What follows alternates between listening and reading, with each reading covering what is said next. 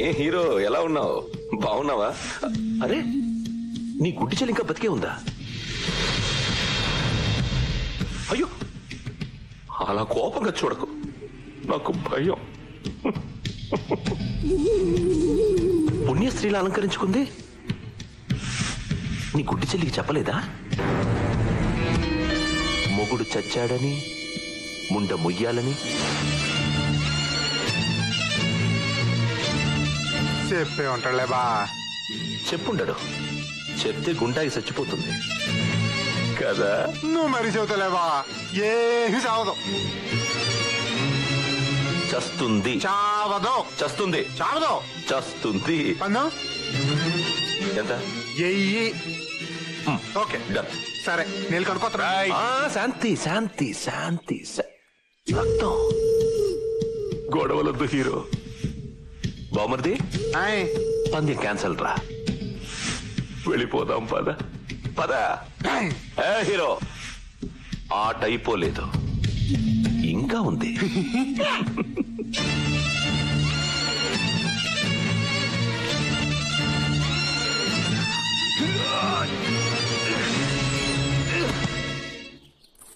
అన్యా ఎక్కడున్నావురా? అమ్మా ఒరేయ్ నా గోరింటాకు పెట్టవా? ఇప్పుడు కాదురా, తర్వాత పెడతాను నాన్న.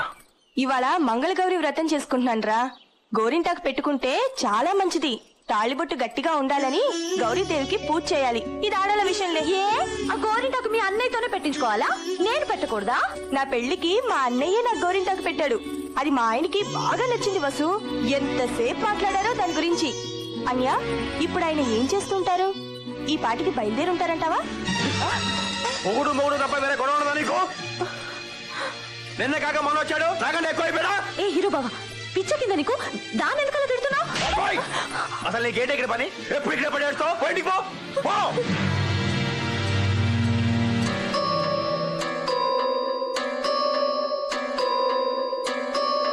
అక్షయ పుణ్యలోక ఫలాభాప్త్యర్థం బ్రహ్మలోక నివాస ఫల సిద్ధ్యర్థం శ్రాద్ధ కల్మన కరిష్యే.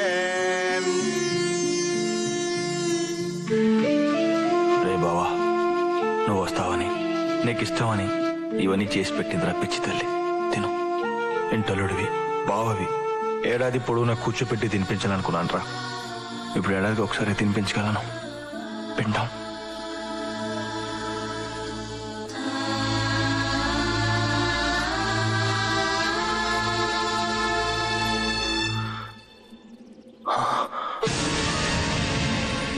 నువ్వు ఇక్కడేం చేస్తున్నావు? నువ్వు ఇక్కడేం వచ్చావు?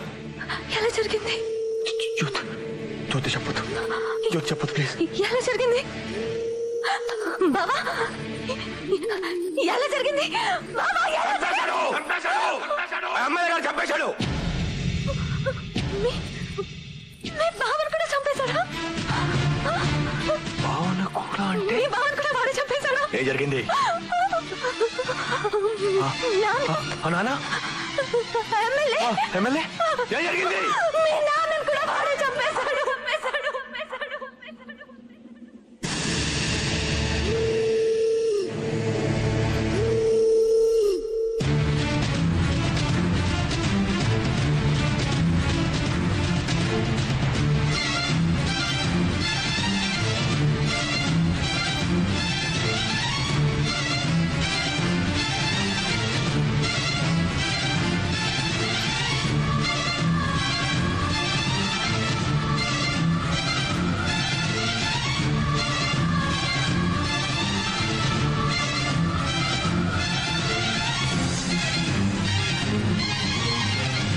నీకు అసలే కోపం ఎక్కువ.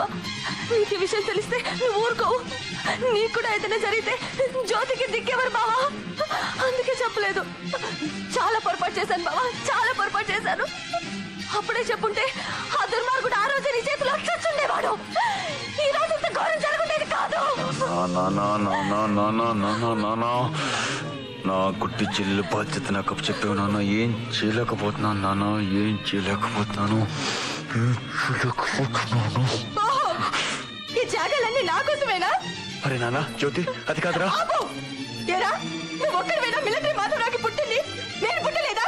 అంటే నేను చేస్తానని భయపడ్డావా? జ్యోతి ఇప్పుడు మా ఆయన్ని చంపే ఇప్పుడు నన్ను కూడా చంపేసేదాకా వేచింది. అప్పుడు తిరిగి పగ తెచ్చుకుంటావా? ఒక మిలిటరీ వాడి కూతుర్ని, ఒక మిలిటరీ వాడి చెల్లెల్ని, ఒక మిలిటరీ వాడి పెళ్ళాన్నిరా నేనెందుకు చేస్తాను? నా కడుపులో నాన్నున్నాడ్రా, నాన్నని కట్టాడ్రా, నాన్నని కట్టాను, నాన్నలా పెంచుతాను, నా అన్నలా పెంచుతాను. వాడి నాన్నలా సైనికుడిని చేస్తాడ్రా, నేనెందుకు చేస్తాను? నా తండ్రి చావుకి,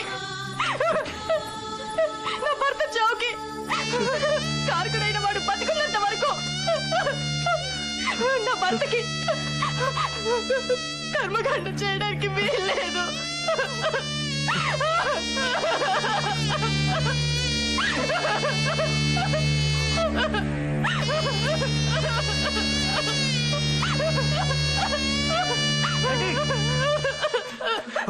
ఆ ఎమ్మెల్యే మనుషులు మీ నాన్నగారి సంబంధాన్ని కోలుకొట్టేస్తున్నారా?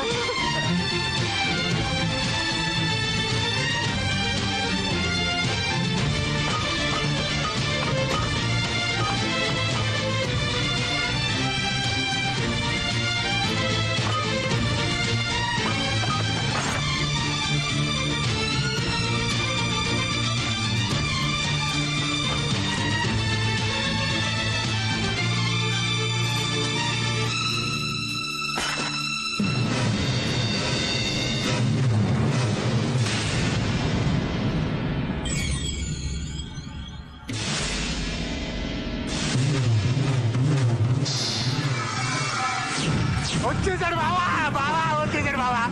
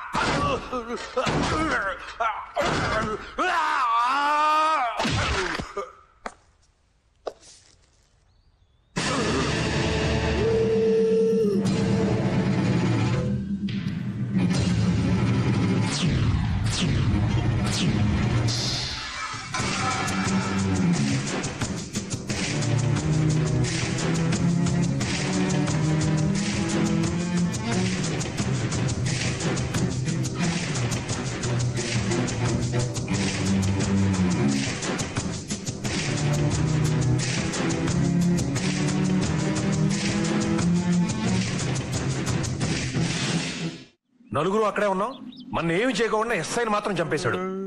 మన ఎందుకు వదిలేశాడో నాకేం అర్థం కావట్లేదండి. బావా నాకు భయం వేస్తుంది బావా, మళ్ళీ కూడా చంపేస్తాడు.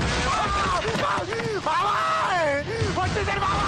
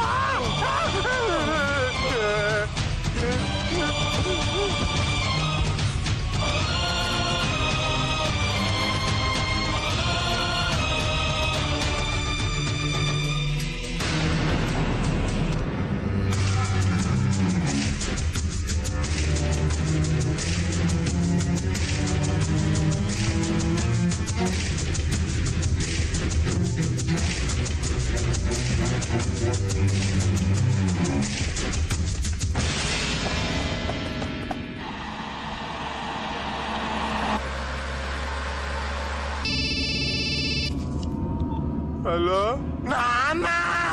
ఏమైంది నాన్న? ఎందుకు ఏడుస్తున్నావు? ఆ మిలిటరీ మాధవ కొడుకు ఎస్ఐని ఎంఆర్ఎం చంపేశాడు నాన్న. మమ్మల్ని కూడా చంపేస్తాడమని భయం వేస్తున్నా. బావా నాన్న. హలో అల్లుడు గారు, ఆ చంటిగాడిని మర్డర్ కేసులో ఇరికించి ఎన్కౌంటర్ చేయించేద్దాం. మన ఫ్యాక్టరీకి లైన్ క్లియర్ అయిపోతుంది. సర్లేండి, అవన్నీ తర్వాత చూద్దాం. ముందు మీరు అర్జెంటుగా బయలుదేరి హైదరాబాద్ వచ్చేయండి. ఎందుకు మామయ్య? అసెంబ్లీలో ప్రమాణ స్వీకారోత్సవాలు జరుగుతున్నాయి. మంత్రివర్గ విస్తరణలో ఆఖరి నిమిషంలో నీ పేరు చేర్పించాను. మంత్రిగాను ప్రమాణ స్వీకారం చెయ్యి. మిగతా విషయాలు నేను చూసుకుంటాను. ఉంటారు మామయ్య. బామర్ది అర్జెంటుగా హైదరాబాద్ పోనీ. శాసనం ద్వారా నిర్మితమైన భారత రాజ్యాంగం పట్ల శాసనం ద్వారా నిర్మితమైన భారత రాజ్యాంగం పట్ల నిజమైన విశ్వాసం విధేయత చూపుతానని భారతదేశ సార్వభౌమాధికారాన్ని సమగ్రతను కాపాడుతానని ఆంధ్రప్రదేశ్ రాష్ట్ర మంత్రిగా నా కర్తవ్యాలను శ్రద్ధతో అంతఃకరణ శుద్ధితో నిర్వహిస్తానని భయం కానీ పక్షపాతం కానీ రాగద్వేషాలు కానీ లేకుండా రాజ్యాంగాన్ని శాసనాలను అనుసరించి ప్రజలందరికీ న్యాయం చేకూరుస్తానని హలో హీరో. ఎమ్మెల్యే కాదు హీరో, ఇప్పుడు నేను మినిస్టర్ని. ప్రమాణ స్వీకారం చెయ్యబోతున్నాను. అది అవ్వగానే నీ సంగతి చూస్తాను. ఒక్క 2 గంటలు ఆగవా హీరో ప్లీజ్? 2 గంటలు నేను ఆగలేను ఎమ్మెల్యే. 2 నిమిషాల్లో నేను ముందుంటాను. రెడీగా ఉండు. హీరో, ఇది మూసేసిన ఫ్యాక్టరీ కాదరా, గోడ దూకి రావడానికి. ఇక్కడికి నీలాంటి అలగా జనాలు రాలేదు. ఇది పెద్దవాళ్ళు ఉండే చోటు. తర్వాత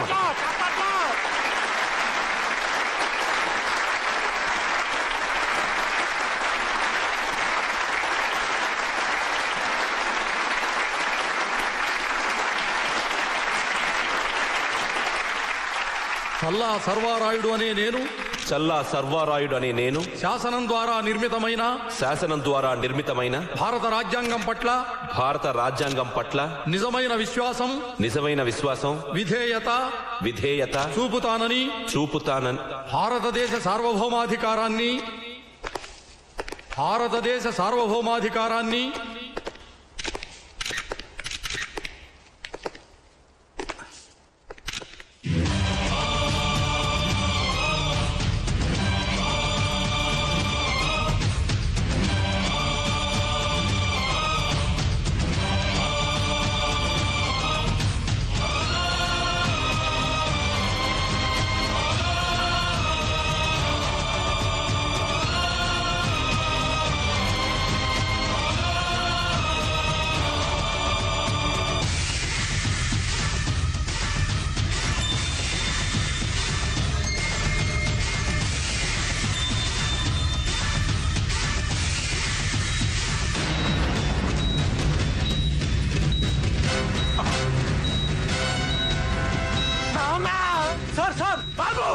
బాంబులు పెట్టాడు ఇక్కడ. కనిపించట్లా? రిమోట్ నా చేతిలో ఉంది. నొక్కాడంటే మొత్తం అందరం ముక్కలైపోతాం.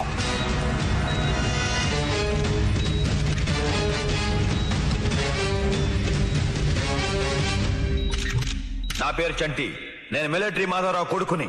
మా నాన్న ప్రజల కోసం బ్రతికాడు, దేశం కోసం బ్రతికాడు. గుండాకి చచ్చిపోయాడు.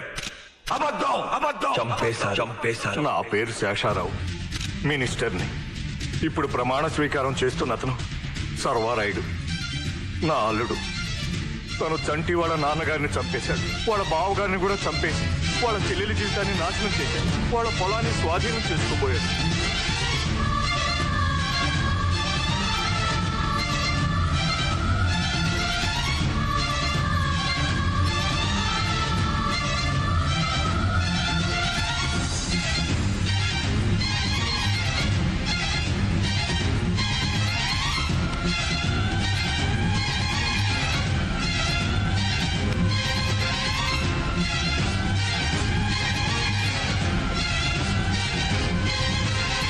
మేము మామూలు మనుషులం. మావి చిన్న చిన్న కోరికలు. మీలాంటి రాజకీయ నాయకుల్లా దేశాన్ని మింగేలేని ఆశలు లేవు మాకు. అందుకే మీకు ఓట్లేసి మిమ్మల్ని నాయకులు చేశాం. కానీ మీరు మాత్రం మమ్మల్ని చంపేస్తున్నారా? మా చావుల్ని బ్రతుకుల్ని కాగితాల మీద అంకిల్ చేశారా? మేము మనుషుల కింద కనబడలేదురా మీకు? వీళ్ళు మా కుటుంబాన్ని సర్వనాశనం చేసేశారు. వీళ్ళు మా నాన్న చంపినట్టే నేను కూడా వీళ్ళు చంపేవచ్చు, కానీ అది హత్య అవుతుంది. ఏ రాజకీయ బలం చూసుకొని మీరు మా జీవితాలతో ఆడుకుంటున్నారో అదే రాజకీయ బల సమక్షంలో వీళ్ళని చంపడానికి ఇక్కడ దాకా తీసుకొచ్చాను. కాదంటే అక్కడే చంపేసేవాడిని. ఏంట్రా మీ పొలిటీషియన్స్ బలం? మొత్తం దేశం అంతా లెక్క పెడితే ఎంతమంది ఉంటారా? 10,000, 20,000, 30,000? మేము కొన్ని లక్షల సైనికులు ఉన్నాం. అక్కడ మంచు కొండల మీద కూర్చొని దేశం బయట వైపు గురిపెట్టిన తుపాకీలు ఒక్కసారి మీలాంటి నాయకుల మీద గురిపెడితే మీ రాక్షస రాజ్యం ఉండదు, రామరాజ్యం ఉంటుంది. మీ 10,000 మందిని నాయకులుగా ఎన్నుకున్న 100 కోట్ల మంది భారతీయులు ఒక్కసారి కన్ను ఎర్ర చేస్తే చాలు మాడి మస్ అయిపోతారు. ఏంట్రా మీరు రౌడీలా, గూండాలా, పవర్ఫుల్ లీడర్స్? మనుషులు ఎలా చంపాలో సైంటిఫిక్ గా ట్రైనింగ్ అయ్యాను, నేర్చుకున్నాను. నేను తలుచుకుంటే మీలాంటి రాజకీయ నాయకుల్ని పిచ్చి కుక్కలు కాల్చినట్టు కాల్చి పారేయగలను. తమ్ముడు, ఒక్క నిమిషం ఆగు. నీ ఆవేశంలో న్యాయం ఉంది. వీడు పరమ నీచుడు, నేను కాదనడం లేదు. కానీ వీడొక్కడి గురించి మొత్తం రాజకీయ నాయకులంతా దుర్మార్గులు అనుకోవద్దు తమ్ముడు. మేము కూడా మీ నాన్నగారులాగే ప్రజలకు సేవ చేయడానికే రాజకీయాల్లోకి వచ్చాం. చట్టంలో ఉండే లొసుగులను అడ్డం పెట్టుకుని వీడు లాంటి రౌడీలు, గోండాలు, నేరస్తులు 100కొక్కడో 1000కొక్కడో రాజకీయాల్లోకి వస్తున్న మాట వాస్తవం, పచ్చి నిజం. అసెంబ్లీలో ఇంతకాలం వీడి పక్కన కూర్చున్నందుకు సిగ్గుపడుతున్నాను. తమ్ముడు, ఒక ఎమ్మెల్యేగా నిన్ను నేను సమర్థించలేకపోవచ్చు, కానీ ఒక ఆడదానిగా, ఒక మనిషిగా, ఒక భారతీయురాలిగా నిన్ను నేను సమర్థిస్తున్నాను. వీణ్ణి నేను చంపమని చెప్పడం లేదు. ఒకవేళ వీణ్ణి నువ్వు చంపితే మాత్రం అది హత్య కాదు, శిక్ష అని వ్యక్తిగతంగా నేను సమర్థిస్తున్నాను తమ్ముడు. నేను సమర్థిస్తున్నాను.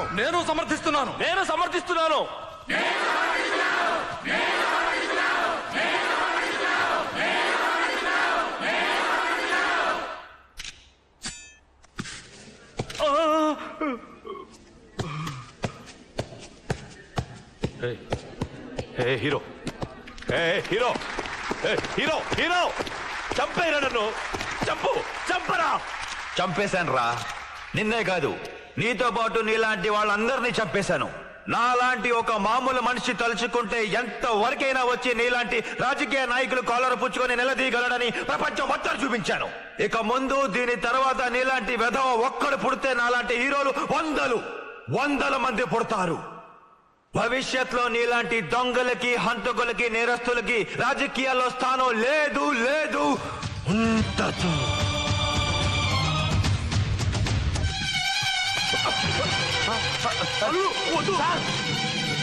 హీరో